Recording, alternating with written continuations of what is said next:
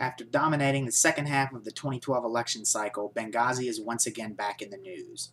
Since I didn't make a video on the event back when it happened, I wanted to take a look at the situation now. I'm going to go over some of the facts of the incident, and then I will give my opinions in the end. Now, here's what happened. On September 11th, 2012, a diplomatic mission in Benghazi, Libya was attacked by Islamic militants. 4 Americans were killed, including Ambassador Chris Stevens. The controversy stirred from the Obama administration's initial reason for the attacks. They say that the attack stemmed from a spontaneous demonstration over an anti-Islamic video that aired on YouTube. Ambassador Susan Rice went on multiple Sunday morning talk shows and gave this excuse. This is the reasoning she gave for the attacks.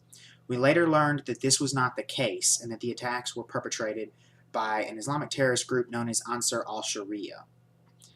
Now, this controversy comes in. Republicans believe the Obama administration attempted to cover up the true nature of these attacks due to his tough re-election fight with Mitt Romney. They also allege that more could have been done to prevent the deaths of 4 Americans. They say there were enough military assets in the region that could have been sent and possibly saved the life of these 4 men. The military has denied this and says it was their choice not to send assets to the region, and they couldn't have stopped the death of Chris Stevens. So, what is the case? Was there a cover-up? Now, there's been no proof of a full-on cover-up, as especially the conservative media has alleged.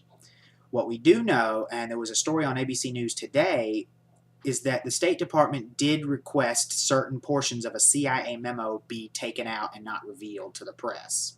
Specifically, portions mentioning terrorist groups and warnings the CIA had given the State Department over the security of the Benghazi facility.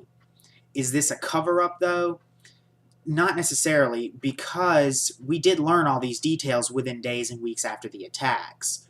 They did request that this stuff be taken out in the beginning, and they claim there's security reasons and all. Most likely there's a lot of political spin going on here, but we did eventually learn, like I said, it's not like we still don't know what happened. We now know what happened, and we knew pretty soon after the attacks. So the cover-up argument is a little weak in this regard. And in conclusion, I would have to say that the entire situation has been engulfed in a political witch hunt. And it started, of course, trying to sink the presidential re-election campaign of Barack Obama.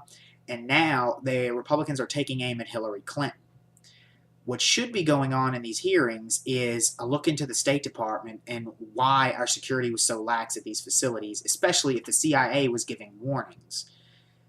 This is unacceptable, in the decade after 9/11, and especially on the anniversary of 9/11. What also should be looked into is the fact that Congress decided against giving our overseas facilities additional funding for security. They turned it down, and this includes congressional Republicans who are now looking so deeply into the matter. They're not looking too deeply into themselves, and that's a major issue. Republicans did not want to spend the money, and we got attacked.